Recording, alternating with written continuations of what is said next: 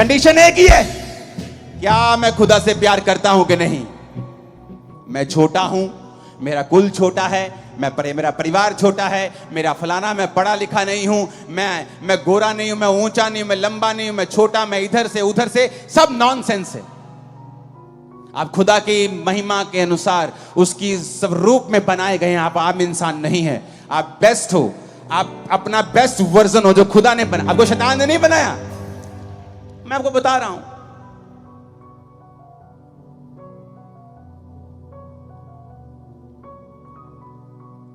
News channel देखो, वो औरतों ने उन बंदों को कत्ल करवा दिया अपने हस्बैंड्स का जो उनके बॉयफ्रेंड से कहीं अधिक सुंदर थे। इसका मतलब सुंदरता आपको अच्छा पार्टनर नहीं दिला सकती।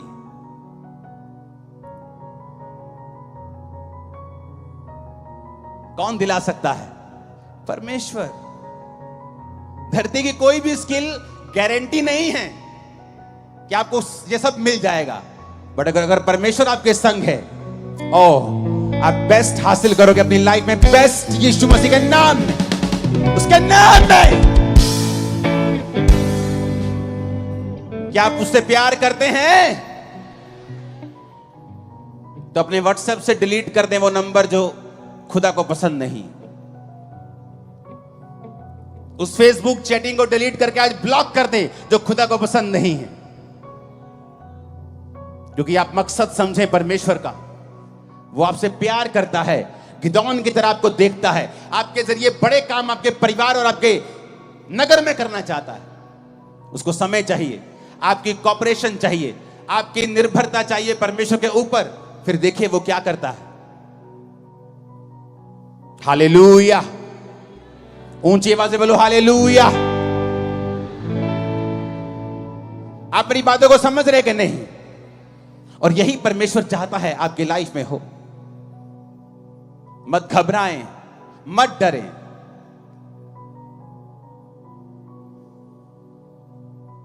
अब आपके साथ वैसा नहीं होगा। अगर आप मसीह में अपना जीवन दे देंगे ना, अब आपके साथ वैसा नहीं होगा जैसा मसीह में ना होने से पहले आपके साथ हुआ करता था, और आपको नुकसान हुआ करता था, आपकी बेइज्जती हुआ करती थी। अब ऐसा नहीं होगा। क्यों? वचन में लिखा है। वचन में लिखा है। कहां लिखा है? मैं आपको बताता हूं कहां लिखा है।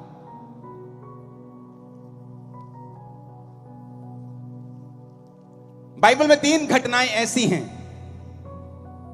मरकुस 10 उसकी 33 से 34 आयत, मरकुस 8 उसकी 23 आयत, और मरकुस 14 उसकी 62 से 65 आयत। जहां पर परमेश्वर ने मरकुस 10 उसकी 33-34 में कहा है, देखो हम यरूशलेम को जाते हैं और मनुष्य का पुत्र प्रधान याजकों और शास्त्रियों के हाथ पकड़वाया जाएगा। वे उसको घात के योग्य ठहराएंगे और अन्य जातियों के हाथ में सौंपेंगे। वे उसको ठट्ठों में उड़ाएंगे और उस पर थूकेंगे और कोड़े मारेंगे और उसे घात करेंगे, और 3 दिन के बाद वो जी उठेगा। यीशु ने कहा, यानी मैं जाऊंगा तो मुझे वो ठट्ठों में उड़ाएंगे, मेरा मजाक उड़ाएंगे, मुझ पे थूकेंगे। मरकुस 8 उसकी 23 में लिखा, उसने अंधे का हाथ पकड़ गांव के बाहर ले जाकर उसकी आंखों में थूक कर उस पर हाथ रखे और उससे पूछा, क्या तू कुछ देखता है?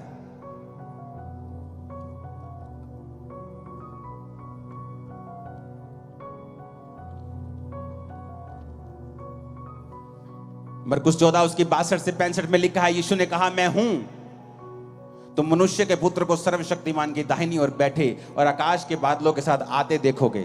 तब महायाजकों ने अपने वस्त्र फाड़कर कहा, अब हमें गवाहों का क्या प्रयोजन, हमने निंदा सुनी है। 65 में लिखा, तो कोई उस पर थूकने, कोई उसका मुंह ढाकने और कोई मुक्के मार के कहने लगा, भविष्यवाणी कर।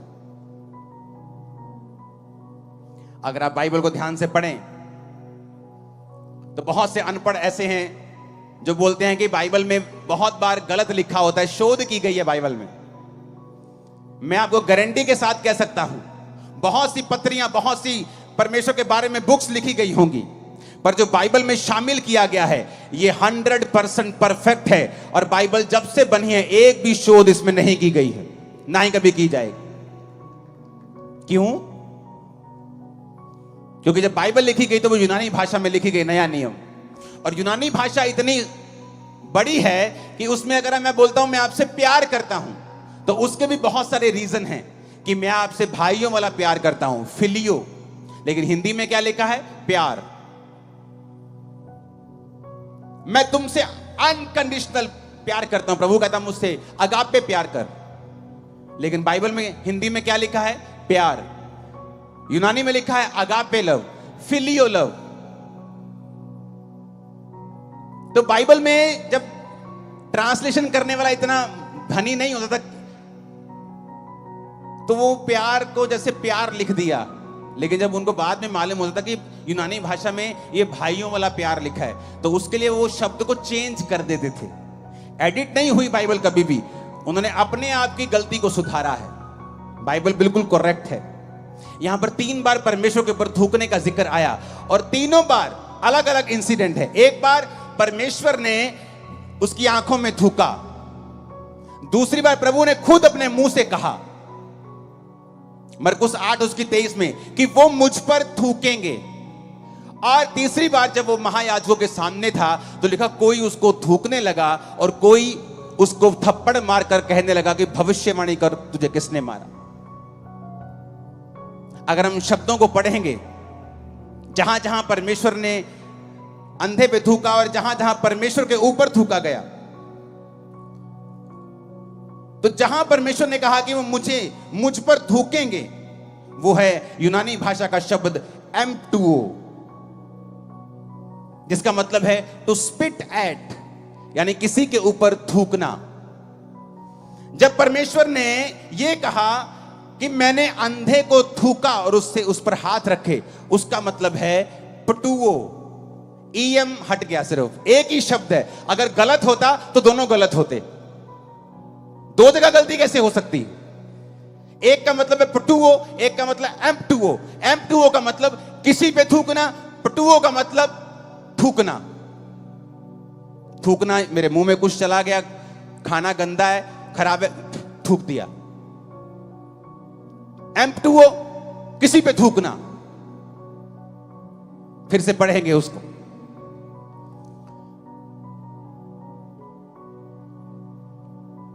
परमेश्वर ने कहा वो मुझ पे थूकेंगे, एम्प्टुओ, थू। पता है क्यों? यहूदी ट्रेडिशन था एक, कि जब किसी यहूदी को लगता था कि ये आदमी एक मॉकरी है, ये आदमी परमेश्वर से, ये पापी है, इसको प्रभु की लानत पड़ी है, तो वो उस पर थूकते थे। ये उनका ट्रेडिशन था, थूकते थे उस पर। बहुत सारे आप पुराने नियम में देखोगे तो लोगों जो पापी थे उन पर थूकते थे, पापियों के ऊपर थूक देते थे। थूकना मतलब धिक्कार है तेरे ऊपर, तो उसका मतलब है एम्प्टुओ, थूकना, फोर्सफुली किसी के ऊपर, टू स्पिट एट। लेकिन जब जीसस ने थूका एक व्यक्ति के ऊपर, तो वो है पटुओ, 44वां शब्द, इसका मतलब है टू स्पिट, थूकना। जैसे मुंह में कुछ गलत चला गया, हम थूक देते हैं। किताब का पन्ना करते हैं तो थूक थूक के लगा के करते हैं, इसका मतलब है पटुओ। तो एक ही शब्द है बाइबल में। आप जानते हैं कि जब परमेश्वर उस अंधे के पास आया तो उसको थूक कर चंगा क्यों किया? क्योंकि सारी उम्र लोग यही सोचते थे, और चेले भी यही सोचते थे कि परमेश्वर इसने पाप किया कि इसके घराने ने पाप किया कि ये अंधा, यानी उनके मन में था कि he is a definitely big Sinner, ये बड़ा कोई तगड़ा पापी है, या इसके मां बाप। तो जब भी वो उसके सामने से निकलते थे, अंधे के सामने से, उसको क्या करते थे? वो थूकते थे। कौन सा थूकना? जो जीसस पे थूका गया, एम्प्टुओ, टू स्पिट एट, थू, लानती, थू, थूक के जाते थे। आप जानते, जब वो अंधा परमेश्वर के सामने आया तो अंधे को थूक डलवाने की आदत पड़ चुकी थी, उसको बेइज्जती की, उसको मालूम था कि यहूदी उस पर थूकते हैं, क्योंकि यहूदी ये समझते थे कि या तो ये पापी है या इसके मां बाप पापी हैं। तो जब वो परमेश्वर के सामने आया तो प्रभु ने क्यों उस पर थूका? क्योंकि प्रभु ने कहा, लोगों ने तुझ पे थूका, तेरी बेइज्जती की, मैं इसी थूक से तुझे चंगा करूंगा। मैं इसी थूक से तुझे हील करूंगा। आप सोचते हैं कई बार, आप जब प्रभु में नहीं होते, आपके रिश्तेदार आते हैं जो अमीर होते हैं, आपकी बेइज्जती करते हैं। आपका दोस्त जो थोड़ा प्रभावी होता है, आपकी बेइज्जती करता है। आप फिर परमेश्वर में आ जाते हैं, आपको बेइज्जती करवाने की आदत हो गई है, क्योंकि आप गरीब हैं। कभी कोई रिश्तेदार बेइज्जती कर जाता है, कभी कोई रिश्तेदार बेइज्जती, कभी कोई दोस्त बेइज्जती, आपको बेइज्जती करने की आदत हो गई। जब वो जीसस आपकी लाइफ में आते हैं तो आप घबरा जाते हैं। आपको लगता है कि मैं मसीह में आऊंगा, मेरी फिर बेइज्जती हो जाएगी, लोग मुझे फिर बुरा बोलेंगे। जीसस ने कहा, वो थूक जो लोग तुझ पे मारते थे, तेरी बेइज्जती के लिए थी, मेरी तेरी हीलिंग के लिए है। वो बेइज्जती जो तेरे रिश्तेदार तेरी करते थे, तेरी बेइज्जती के लिए थी, लेकिन अब जो तू मेरे राज्य के लिए सहेगा, वो तेरी ऊंचाई में जाने के लिए होगी, तेरी चंगियाई के लिए होगी, तेरी बरकत के लिए होगी। हालेलुया! फर्क है, फर्क है, फर्क है, फर्क है, फर्क है, जमीन आसमान का फर्क है। वो थूक जो बेइज्जती करने के, थूक लानती, थूक। जब वो अंधा परमेश्वर के सामने आया तो परमेश्वर ने जब थूका, उसे लगा ले फिर होगी बेइज्जती।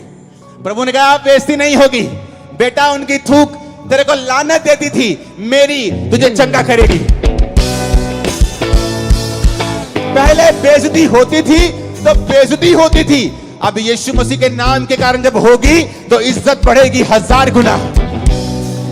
लोग तुम्हारी एक टांग खींच के तुम्हें 10 फुट नीचे करना चाहेंगे, और खुदा तुम्हें 1000 फुट उन्हीं के सामने ऊंचा कर देगा और शर्मिंदा करेगा तेरे सारे विरोधियों को। उसने कहा, अलग है, फर्क है, फर्क है। मैंने कहा M2O, थू, स्पिट एट, इसने पाप किया होगा, थू कर दो। इसके बाप दादों ने पाप किया होगा, उसको आदत थी थूकवाने की। इसीलिए जब जीसस को पकड़ के रखा गया था तो लिखा उस पर थूका गया। क्यों? क्योंकि यह ट्रेडिशन था, उनको आदत थी पापियों के ऊपर थूकने की। यहां तक कि चेले भी यही समझते थे कि इसने पाप किया है। प्रभु ने कहा, नहीं, ना इसने पाप किया, ना इसके घराने ने पाप किया, कुछ इसलिए अंधे जन्मे कि मेरे काम प्रकट हो। फर्क है, there is a huge difference, very huge. मसीह के कारण बेइज्जती होगी तो वो बेइज्जती मत करना उसको, वो तुम्हारा बीज है 1000 गुना इज्जत काटने का, और ऐसी इज्जत काटने का कि विरोधी कुछ भी कर लेंगे, वो कम नहीं होगी, वो बढ़ेगी। हालेलुया! ऊंची आवाज में बोलो हालेलुया!